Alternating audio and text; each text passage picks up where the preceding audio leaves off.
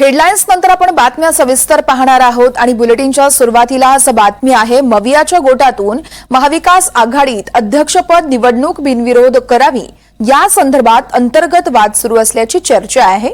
महाविकास आघाडी नेते आज विधान भवनात आंदोलन करणार आहेत। ईव्हीएम विरोधात हे आंदोलन असेल आणि त्या अगोदरच आता महाविकास आघाडीमध्ये अध्यक्षपद निवडणूक बिनविरोध करावी की नाही यावरूनच अंतर्गत वाद सुरू असल्याची चर्चा आहे। महाविकास आघाडीच्या नेत्यांनी काल मतदान अर्थातच खरं तर शपथविधीवर बहिष्कार टाकला होता या सगळ्या नेत्यांनी आणि त्यानंतर आज हे मवियाचे सगळे नेते शपथ घेतील।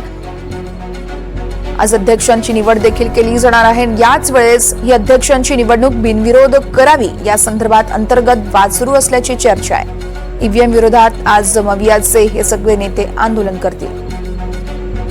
या संदर्भात अधिक माहिती देत आहेत सागर कुलकर्णी आमचे प्रतिनिधी आपल्याला अधिक माहिती देत आहेत। सागर, आपण पाहतोय महाविकास आघाडीमध्ये अध्यक्षपद निवडणूक बिनविरोध करावी की नाही यावरून आता संभ्रम कुठेतरी पाहायला मिळतोय। नेमकं काय घडतंय मवियाच्या गोटात? आज विधानसभा अध्यक्षाची निवडणुकीचा अर्ज दाखल करण्याची शेवटची मुदत आहे। दुपारी 12 वाजेपर्यंत अर्ज दाखल करावा लागणार आहे। अर्थात भाजप महायुतीकडनं राहुल नार्वेकर किंवा इतर काही भाजपाचे ज्येष्ठ नेते यांचं नाव चर्चेला आहे जोरदार। काल रात्री उशिरा भाजपाचे मेन नेते जे आहेत मुख्यमंत्री देवेंद्र फडणवीस, भाजप प्रदेशाध्यक्ष बावनकुळे यांच्यामध्ये बैठक झालेली आहे। तसंच उपमुख्यमंत्री दोन्हीही म्हणजे अजित पवार आणि एकनाथ शिंदे या दोघांशी चर्चा झाल्याची माहिती एनडीटीव्हीला मिळालेली आहे। नार्वेकर हे स्वतः फार इच्छुक नाही आहेत आणि त्यांच्याऐवजी अन्य कोण द्यावं या संदर्भात सुद्धा अजून सुद्धा कल सुरू आहे। अशा संदर्भात आज साधारणतः 11:30च्या आसपास एक भाजपकडनं अर्ज दाखल केला जाईल। मात्र महाविकास आघाडीची मध्ये अर्ज दाखल करावा की नाही, निवडणूक लढवावी की नाही यावरनं मतांतर आहेत, वाद आहेत।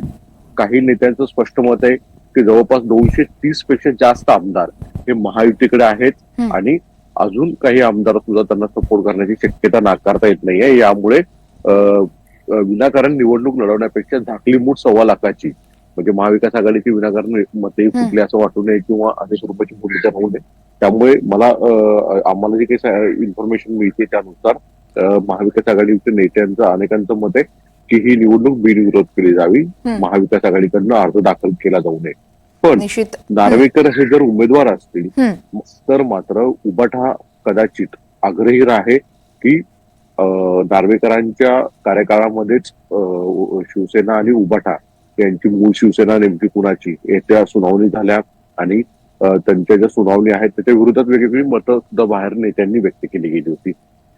तर यावरनं जवळपास असं मत आहे उबाठातल्या काही नेत्यांचं की जर नार्वेकर असतील तर मात्र लोकशाहीत निवडणूक लढवायला हवी आणि आपला त्यांना विरोध आहे हे दाखवायला पाहिजे, त्याची नोंद व्हायला हवी।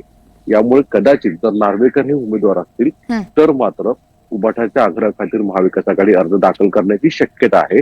मात्र राष्ट्रवादी काँग्रेस आणि काँग्रेसचे नेते मात्र त्याला फारसे अनुकूल नाही आहेत। यामुळे महाविकास आघाडीमध्ये एक वाद असल्याची माहिती आता समोर येताना दिसून येते। निश्चितच त्यामुळे आता आज नेमकी काय भूमिका ही मवियाकडून घेतली जाते ते बघावं लागेल। सागर, धन्यवाद तुम्ही दिलेल्या या माहितीसाठी।